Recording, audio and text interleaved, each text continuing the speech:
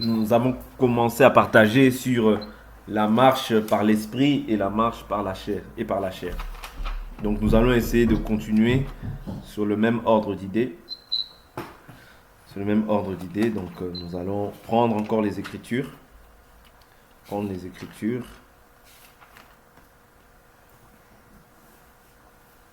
allons prendre les Écritures.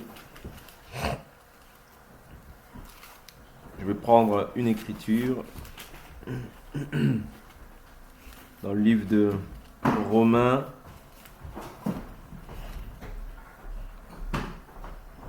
Romains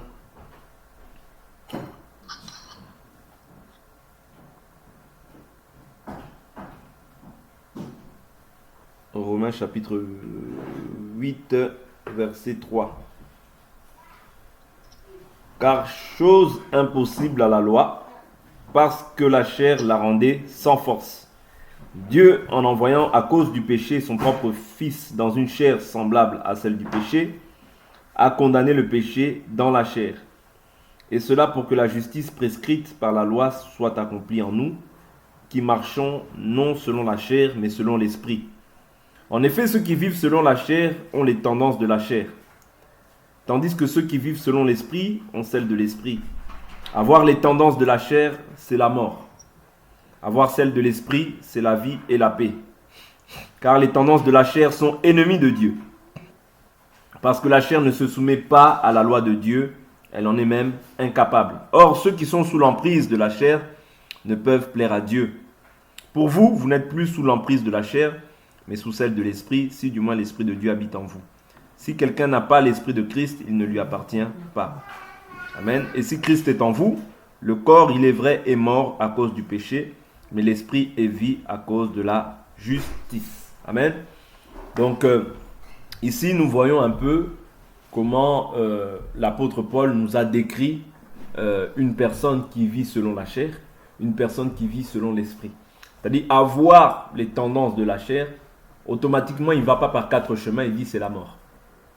Ça veut dire naturellement même, si nous voyons un chrétien, si nous voyons un chrétien marcher selon la chair, on comprend que ce qui est en train d'agir en lui, c'est la mort. Est-ce que vous comprenez? Ici, je parle bien de marcher. Je ne parle pas de trébucher. Parce que le chrétien, le péché devient maintenant accidentel dans sa vie. Ce n'est pas tous les jours que tu fais des accidents. Ça peut faire même 7 ans que tu n'as pas fait d'accident. Vous comprenez? C'est pour vous dire que le péché dans la vie d'un enfant de Dieu, ça devient maintenant accidentel. Vous voyez? Ça devient accidentel. Nous avions parlé la dernière fois par rapport à Jean chapitre 8. Jean chapitre 8, je ne sais pas si vous vous souvenez. Je pense que vous aviez un peu oublié. Jean chapitre 8, parlant des Israélites. Ok? Des Israélites qui disent non, nous n'avons jamais été esclaves de personne. Nous avons pour père Abraham. Vous comprenez? Donc les Israélites, ils se revendiquent d'Abraham. Vous voyez? Mais Jésus leur dit quoi? J'aime beaucoup les paroles de Jésus. Jésus dit, mais si vous êtes fils d'Abraham, faites les œuvres d'Abraham. Vous voyez? Jésus leur dit, si vous êtes fils d'Abraham, faites les œuvres d'Abraham. Ah, donc on comprend par là que quand on est fils, on doit reproduire les œuvres de celui qu'on appelle père. Est-ce que vous comprenez? C'est-à-dire, naturellement, quand tu vois quelqu'un, un fils, au travers du fils, tu vois le père. Est-ce que vous comprenez? Parce que Jésus, il dit, je ne fais que ce que j'ai vu auprès du père. Mais eux, quand ils voient, ils disent Abraham, Jésus leur dit, or. Mais vous dites que vous êtes fils. Or, le fils ne fait que ce qu'il a vu auprès du père. Ça, c'est quelque chose de naturel. Ouais, Jésus explique ces choses-là. Vous comprenez? Mais il dit quoi? Jésus dit alors aux Juifs, verset 31, Jean 8, verset 31, qui avaient cru en lui, si vous demeurez dans ma parole, vous êtes vraiment mes disciples. Vous connaîtrez la vérité et la vérité vous rendra libre. Vous voyez? Si vous demeurez. Demeurer voudrait dire habiter. Vous voyez? Parce que quand je fais demeure dans un lieu, ça veut dire que j'habite dans ce lieu. Vous comprenez?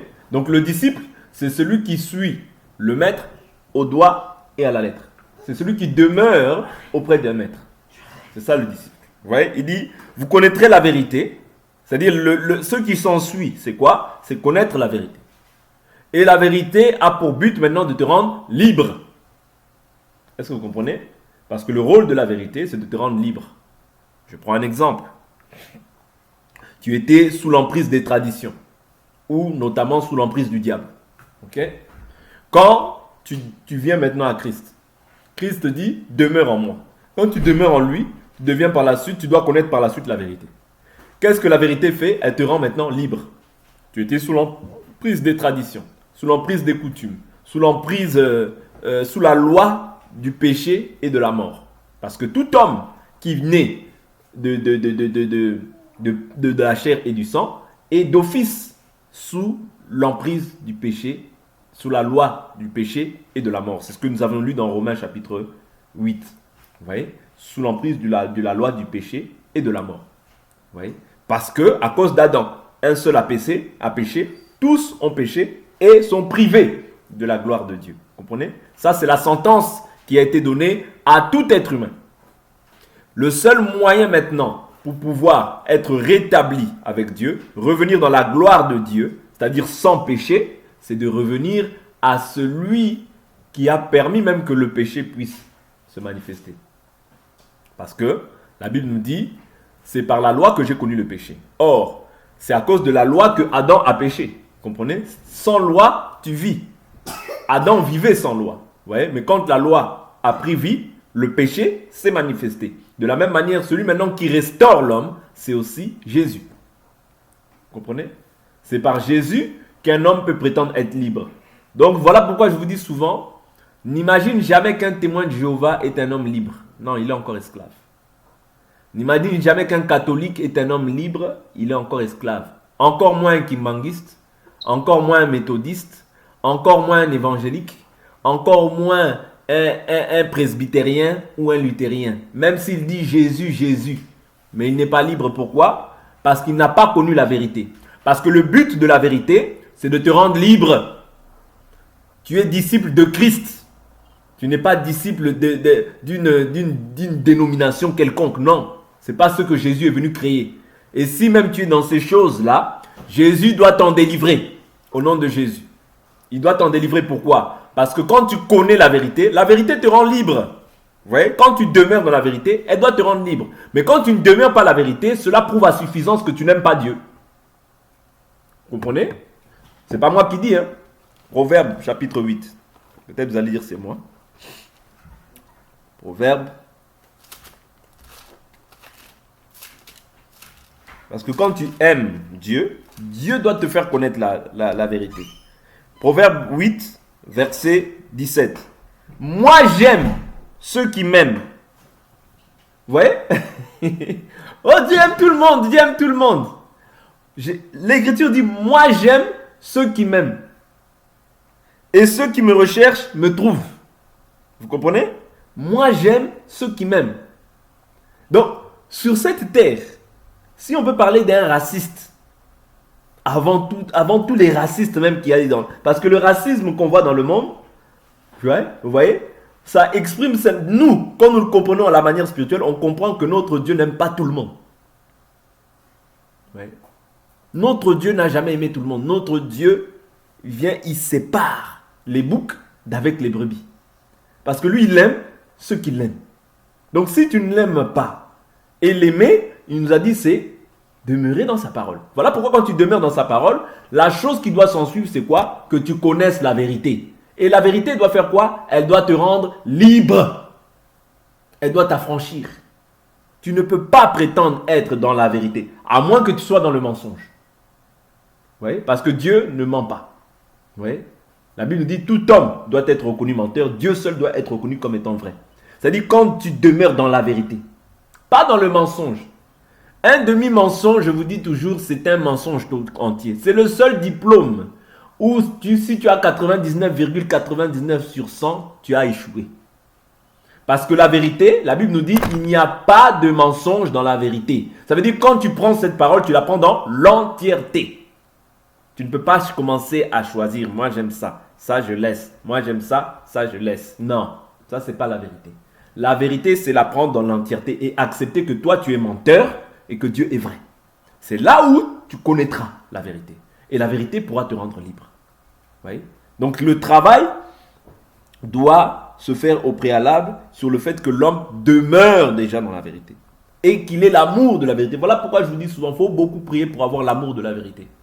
Parce que la vérité, par moments, elle n'est pas facile à accepter. Mais néanmoins, les élus accepteront toujours la vérité. Vous voyez? Parce que les élus, on ne fait que leur rappeler ce qu'ils ont laissé au ciel. Vous voyez? On ne fait que leur rappeler le souvenir que Dieu leur avait déjà imprimé dans leur conscience. Parce que quand tu es un élu, tu entends la voix du Père. Quand tu es un élu, tu entends la voix du Père. Voilà pourquoi Jésus dit, mes brebis. Il ne dit pas toutes les, il dit, mes brebis entendent ma voix et elles me suivent. Elles ne suivront pas quoi? Un étranger. Ça veut dire dans cette bergerie-là, dans laquelle nous sommes, il y a aussi beaucoup d'étrangers. Vous comprenez? Il y a beaucoup d'étrangers, mais qui se sont infiltrés, voyez, dans la brebis, dans la bergerie, pour maintenir captifs les brebis, parce qu'ils ne sont pas les bergers. Vous voyez? Il y a beaucoup de bergers qui se sont introduits. Quand tu commences à voir quelqu'un qui commence à te dire, moi j'ai fait la théologie, voilà pourquoi je suis devenu pasteur. C'est un escroc, c'est un menteur, c'est un fils du diable. Pourquoi? Jésus n'est pas venu ramener la théologie. Ok? Je ne dis pas que la théologie est mauvaise, mais si c'est la théologie qui t'a rendu pasteur, ou prophète, ou apôtre, tu es dans l'égarement. Parce que Jésus n'a pas présenté cela. Vous voyez? Jésus n'a pas présenté la théologie. La théologie, c'est les hommes qui pensent connaître Dieu par la philosophie. Or, Dieu, on ne peut pas connaître Dieu parce que l'immensité de Dieu, ça dépasse l'homme. Ça ne peut pas. Dieu se révèle à l'homme. C'est ça la différence. Mais les gens veulent faire comprendre. Non, un païen. En plus, les théologiens, c'est des païens qui veulent enseigner aussi des gens pour devenir pasteurs. Par la sagesse humaine. Ils sont fous. Ils sont fous. Selon Dieu, ils sont fous. Vous voyez? Parce que la Bible nous dit très bien que la sagesse des hommes est une folie devant Dieu. Vous voyez? Et il prend les sages dans leur propre folie. Est-ce que vous comprenez? Par la sagesse humaine, tu ne peux pas enseigner ces choses. C'est pas possible. C'est pas possible. C'est Dieu qui se révèle à l'homme et qui lui communique sa pensée pour transmettre à son église. Voilà pourquoi un homme ne peut pas transmettre sa pensée. Non, c'est interdit dans ces choses. C'est interdit dans ces choses. Parce que l'homme, c'est-à-dire le berger, est castré. Il n'a pas de semence à donner. C'est Jésus qui donne sa semence à l'église. Ce n'est pas l'homme qui vient rapporter, oh oui, tu sais, moi j'étais aux États-Unis, j'étais au Canada, j'ai fait ça, voilà, j'ai fait. Non, là tu racontes ta vie. Philippe a dit, montre-nous le Père, cela nous suffit. Donc ne me raconte pas ta vie. Ici, quand tu viens, tu prêches Jésus et Jésus-Christ crucifié afin que le peuple ait la vie. Vous voyez? Vous connaîtrez la vérité vous rendra libre. Le rôle de la vérité, c'est rien d'autre que de te rendre libre. Que tu ne sois plus asservi au désir de la chair, mais que tu sois maintenant libre, marchant par l'Esprit de Dieu. Vous voyez? Ici, nous voyons quoi? Qu'est-ce que nous voyons? Ils lui répondirent, nous sommes la descendance d'Abraham et nous n'avons jamais été esclaves de personne. Comment dis-tu, vous deviendrez libres? Jésus leur répondit, en vérité, je vous le dis, quiconque commet le péché est esclave du péché. Vous voyez? Quiconque commet le péché est esclave du péché. Or, qu'est-ce qu'il dit? L'esclave ne demeure pas pour toujours dans la maison. Mais le fils, il demeure pour toujours. Il n'y a que les fils qui peuvent demeurer dans la maison. L'esclave, la Bible nous dit, le méchant. L'esclave, c'est le méchant. Hein? Vous voyez? L'esclave, dans d'autres termes aussi, c'est le méchant. Pourquoi? Parce que les esclaves, c'est ceux qui sont sous l'emprise d'un roi. Ou bien d'un roi. Or, quand tu es esclave, tu es sous la puissance. Vous voyez? Sous la puissance d'une autorité. Or, soit tu es esclave de Christ. Est-ce que vous comprenez? Soit tu es esclave de Satan. Est-ce que vous comprenez? Mais maintenant, qu'est-ce qui va démontrer que toi, tu es esclave de Christ? Et qu'est-ce qui va démontrer que toi, tu es esclave de Satan? C'est la marche. Je prends un exemple. Ici, nous sommes en train de nous exhorter. C'est pourquoi? C'est afin de nous perfectionner, de nous améliorer et d'ôter toute plante que le Père n'a pas plantée en nous. Jésus a dit, le prince de ce monde vient, il n'y a rien de lui en moi. Est-ce que vous comprenez? Donc le but pour lequel nous exhortions, c'est afin d'affermir encore nos âmes dans la parole. Et afin de pouvoir reproduire, c'est-à-dire ce qu'on entend, de pouvoir c'est-à-dire ceux qui rentrent dans notre âme, qui affermit nos âmes, que cela puisse se produire maintenant dans la chair. Qu'est-ce qui va démontrer maintenant la différence? Quand toi tu écoutes cette parole, plus tu écoutes cette parole, plus le monde s'éloigne de toi. Plus les désirs du monde, les désirs de la chair s'éloignent de toi. Vous comprenez? Mais celui qui vit selon la chair, même s'il écoute cette parole, vous voyez, tu verras qu'il n'est mal nourri. Parce que cette parole, c'est toute une nourriture. C'est toute une nourriture. Or, quelqu'un qui mange bien, tu vas le voir dans son aspect extérieur. Dans son aspect extérieur. Quelqu'un qui mange bien, vous voyez, il aura une bonne face. Il aura une manière correcte de se vêtir, de s'habiller. Mais quelqu'un qui mange mal, là, comprenez mon langage. Tu verras que ses cheveux deviendront marrons. Ses cheveux deviendront jaunes. Vous voyez, ses cheveux vont changer de couleur. Pourquoi? Parce qu'il mange mal. Voilà pourquoi facilement tu peux voir quelqu'un qui mange mal ou bien quelqu'un qui marche selon la chair, autrement dit. Vous voyez? Parce que cette parole doit te pousser à te revêtir de Christ. Est-ce que vous comprenez? Mais tu verras quelqu'un qui mange mal, lui va chercher à se dévêtir. Tu verras quelqu'un qui porte des robes qui s'arrêtent en haut des cuisses, avec la fente. Ça, tu comprends que cette personne-là n'est pas nourrie de la parole de Dieu, mais il est nourri en fait des désirs de la chair. Il est encore esclave. Parce que l'esclave, on le reconnaît à son vêtement. Le vêtement, c'est ça qui va déterminer si tu es esclave ou si tu es libre. Or, nous sommes revêtus de Christ. Christ, c'est l'enseignement. Vous comprenez? C'est l'enseignement qui doit te démarquer. Souvenez-vous, Moïse a dit, à quel signe reconnaîtra-t-on que nous avons trouvé grâce auprès de toi? N'est-ce pas au fait que tu sois avec nous et que tu nous distingues parmi les nations? C'est-à-dire, il y a une attitude qui est attribuée aux nations et il y a une attitude qui est attribuée aux gens qui sont sous l'emprise de Christ. Quand tu es esclave de Christ, tu te soumets à la volonté totale de Christ. Est-ce que vous comprenez? Mais quand tu es esclave du monde, ça va se manifester. En fait, le reflet extérieur montre simplement ce que tu as intérieurement. C'est ça. Ouais. Si tu es esclave de Christ, on le verra. Si tu es esclave de la chair, on le verra. On n'a pas besoin de faire beaucoup de calculs. Oh, mais non, Dieu regarde au cœur. Non, faux. La Bible nous dit, ils garderont aussi l'apparence extérieure de la piété. Ça veut dire, il y a une apparence extérieure qui est liée aux gens qui croient. Vous voyez? Non, Dieu regarde seulement le cœur. Oui, Dieu regarde le cœur avant tout. Parce que le travail doit se faire de l'intérieur à l'extérieur. Vous comprenez? C'est pas autrement. Parce que la Bible nous dit, purifiez d'abord l'intérieur et l'extérieur sera pur. Mais comment est-ce qu'on est purifié à l'intérieur? C'est quand tu reçois l'esprit. C'est-à-dire l'esprit va te dégoûter en fait de mettre certaines choses. De faire certaines couleurs de cheveux. Ouais. D'agir d'une manière qui est contraire à la volonté parce que tu es esclave. Est-ce que vous comprenez? Je prends un exemple. Dans la loi, qui étaient les esclaves? Ouais. Qui étaient les esclaves? Les esclaves étaient sous l'emprise d'un maître, comme j'ai dit. Vous voyez? Il y avait plusieurs formes d'esclaves. Plusieurs sortes d'esclaves. Il y avait des esclaves aussi qui, tellement ils aimaient leur maître, ils disaient non, je ne sors pas. Je ne sors pas de cette maison. Maintenant, qu'est-ce qu'on leur faisait? Bon, comme ils voulaient rester avec leur maître, pam, on leur mettait un poisson, pam, dans l'oreille pour leur mettre des boucles d'oreilles. C'était des esclaves qui mettaient les boucles d'oreilles. Vous voyez?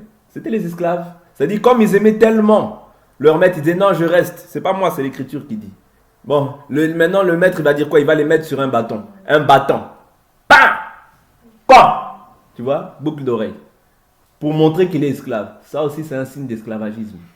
Voilà pourquoi un enfant de Dieu qui n'est pas esclave, il ne doit pas mettre ces choses-là. Sinon, ça, tu es esclave encore. Ça, c'est la chair qui te pousse à faire ça. Parce que quand tu es libre, tu ne peux plus mettre ça. Tu dois enlever ces choses-là. Ça n'a rien à voir dans la foi. connaîtrez la vérité vous rendra libre. Quand tu es encore sur ça, tu es encore captif. Même si tu dis je suis libre, tu es captif. Parce que Jésus doit te affranchir sur tout. Même ce que tu peux affectionner dans ton cœur. Ah, j'aime ça. Non, tu gardes un Dieu dans ton cœur. Tu gardes un Dieu dans ton cœur. Quand tu es affranchi, tous les dieux doivent tomber. Quand l'arche est venue devant Dagon, Dagon a fléchi. Vous comprenez? Donc on doit être libre à tout point de vue. Quand on voyait en Israël quelqu'un qui marchait avec les trous ici, on savait que non, celui-là c'est un esclave. Quand toi tu es libre, tu ne peux plus mettre ça. Parce que c'était sous l'emprise de Pharaon que tu mettais ces choses-là. Mais quand maintenant tu as connu la vérité, tu dois t'en débarrasser. Je continue l'écriture. Or, si donc le Fils vous rend libre, vous serez réellement libre. Je sais que vous êtes la descendance d'Abraham. Vous êtes la descendance d'Abraham, mais vous cherchez à me faire mourir, parce que ma parole ne trouve pas de place en vous. Moi, je dis ce que j'ai vu chez mon Père. Ah, vous voyez, Jésus fait ce qu'il a vu chez son Père. Maintenant, lui, il dit quoi? Moi, j'ai vu ce que chez mon Père. Ils lui répondirent, notre Père, c'est Abraham. Jésus leur dit, si vous êtes enfant d'Abraham, faites les œuvres d'Abraham. Donc, quand on est fils, on fait les œuvres du Père. Vous voyez? Mais maintenant, vous cherchez à me faire mourir. Moi, un homme qui vous ai dit la vérité, que j'ai entendu de Dieu, cela, Abraham ne l'a pas fait. Vous voyez? Abraham ne l'a pas fait. Vous voyez? Donc, quand on parle d'Abraham, on doit manifester aussi les œuvres d'Abraham. Parce que Abraham, ce n'est pas simplement dire Abraham, oui, comme étant un père, mais on doit manifester maintenant les œuvres d'Abraham. C'est ça qui va déterminer que tu es fils d'Abraham. Vous voyez? Vous faites les œuvres de votre père. Ils lui dirent, nous ne sommes pas des enfants illégitimes. Nous avons un seul père, Dieu.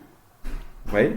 Donc le seul père qui est censé être le leur, Dieu. Jésus leur dit, si Dieu était votre père, vous m'aimeriez car c'est de Dieu que je suis sorti et que je viens.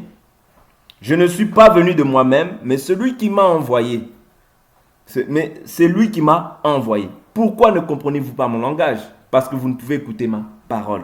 Vous avez pour père le diable. Et vous voulez accomplir les désirs de votre père. Ah, donc on comprend. Quand quelqu'un marche par la chair, il accomplit des désirs qui sont contraires à la volonté de Dieu. On peut voir facilement en lui. On va voir maintenant quels sont les désirs du diable. Il dit quoi? Vous l'accomplissez les désirs de votre père. Il a été meurtrier dès le commencement. Et il ne s'est pas tenu dans la vérité. Parce que la vérité n'est pas en lui. Vous voyez? Voilà pourquoi la Bible nous dit qu'il n'y a pas de mensonge dans la vérité. La parole, c'est la vérité dans sa totalité. Vous voyez? La parole, c'est la vérité dans sa totalité. La Bible nous dit, lorsqu'il profère le mensonge, ses paroles viennent de lui-même, car il est menteur et le père du mensonge. Quand on voit quelqu'un mentir, il accomplit les œuvres de son père qui est la chair, donc le diable. Est-ce que vous comprenez? Quand on voit quelqu'un avoir envie dans le désir de tuer son frère, le désir de ne plus voir son frère parce qu'il l'énerve, il accomplit les désirs de son père qui est le diable. Jésus nous dit encore, quand tu dis à ton frère insensé ou bien raca, tu es passible du feu de la géhenne.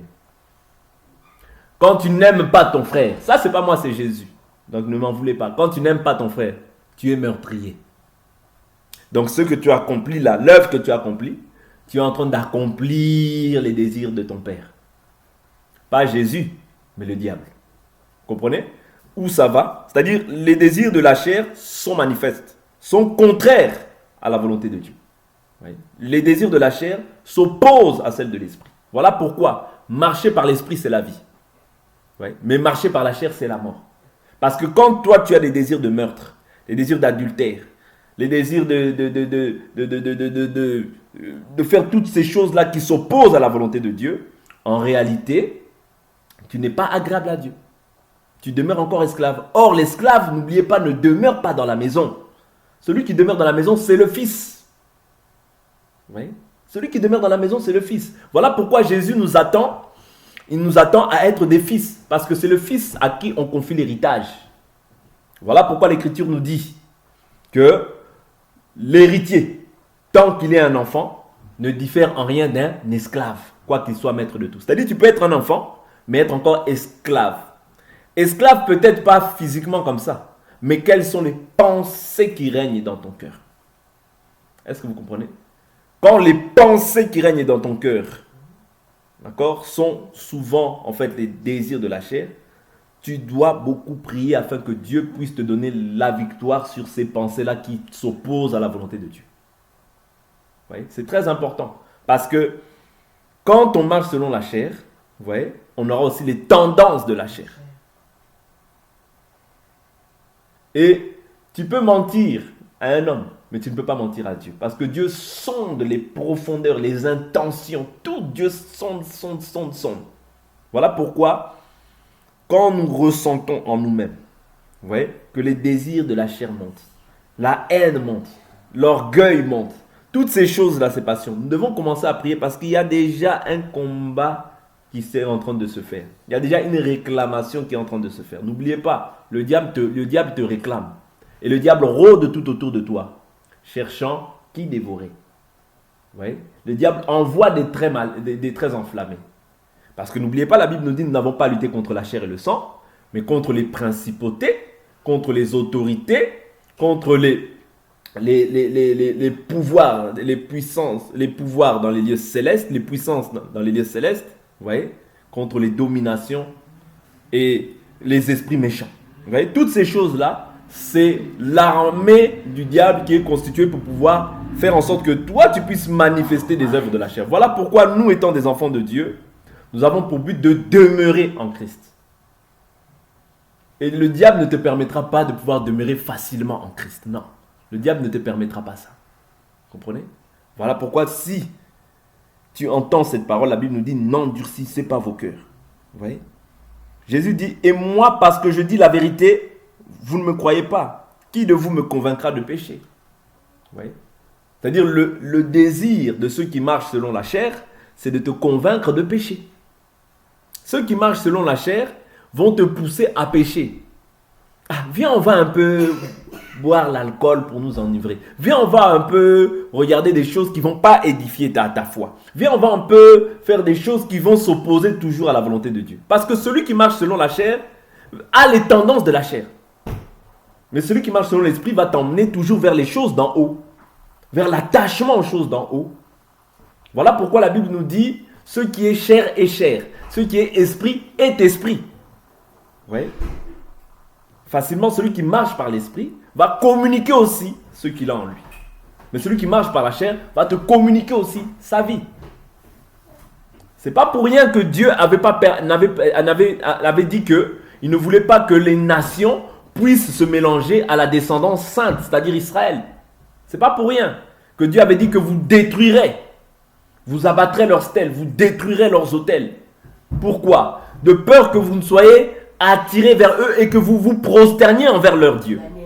Ouais, ce n'est pas pour rien que Dieu avait permis ça. C'est afin qu'Israël ne puisse pas imiter les pratiques des nations. Or, la chair, je vous ai toujours dit que l'Égyptien en toi, ou bien les nations en toi, ou bien tout ce qui est lié à l'esclavagisme en toi, c'est ta chair. C'est ta chair. Voilà pourquoi cette chair, tu dois la traiter durement, afin de ne pas laisser l'avantage au diable. Parce qu'en marchant selon la chair, vous voyez, tu vas vivre selon les passions et selon les désirs de la chair. Et quand tu vis selon les désirs de la chair, tu te fais ennemi de Dieu. N'oubliez pas ces choses-là. Ce sont des choses élémentaires, mais avec la marche, dans la marche, des fois, c'est des choses qu'on doit rappeler afin que chacun d'entre nous ait de bons sentiments. Vous voyez? Parce que n'oubliez pas, la Bible nous dit, ayez en vous les sentiments qui étaient en Christ. Vous voyez? Que l'humilité vous fasse voir les autres comme étant plus grands que vous-même. Vous voyez ces sentiments-là? Si on garde ces sentiments-là, je vous assure que Dieu va aussi faire sa part dans la vie de chacun d'entre nous.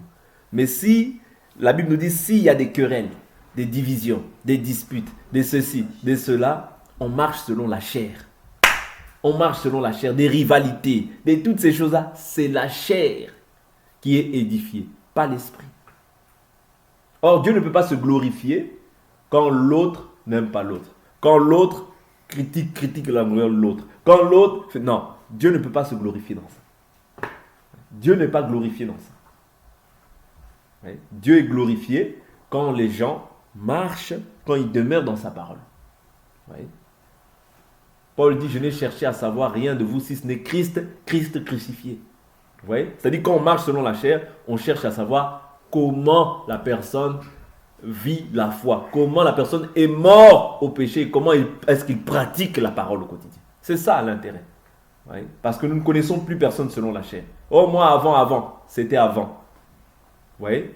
Si quelqu'un est en Christ, il est une nouvelle créature. Les choses anciennes sont passées. Toutes choses sont devenues nouvelles.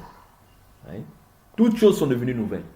Donc, ce qui était avant, c'était quand j'étais de l'autre côté. Mais aujourd'hui, je suis passé de l'autre côté. Vous voyez? Je ne suis plus celui d'avant. Je suis celui maintenant, une nouvelle créature en Jésus-Christ. Voilà pourquoi si je suis une nouvelle créature, il ne faut pas que simplement que ça s'arrête dans la bouche, mais que je puisse faire un effort par le Saint-Esprit de manifester ça maintenant dans la chair. Amen. Donc c'est très important. Pour aujourd'hui, on va s'arrêter là. Donc on continuera demain toujours dans cette marche, pas marcher par la chair et marcher par l'esprit. C'est très important que nous puissions comprendre les différents aspects de la chair et de l'esprit. C'est très très très important parce que en réalité la foi c'est ces choses. Le salut est résumé dans ces choses-là. Parce que dès lors où tu vas t'affectionner aux choses de la chair, tu t'éloignes petit à petit de Dieu. C'est pas moi qui dis, c'est Ésaïe. La Bible nous dit la main de l'Éternel n'est pas courte pour sauver, mais ce sont vos péchés qui vous éloignent de moi. Vous comprenez? Donc faisons tous un effort et Dieu ne manquera pas de nous soutenir et de nous fortifier dans cette marche. Amen, on va s'arrêter là pour aujourd'hui.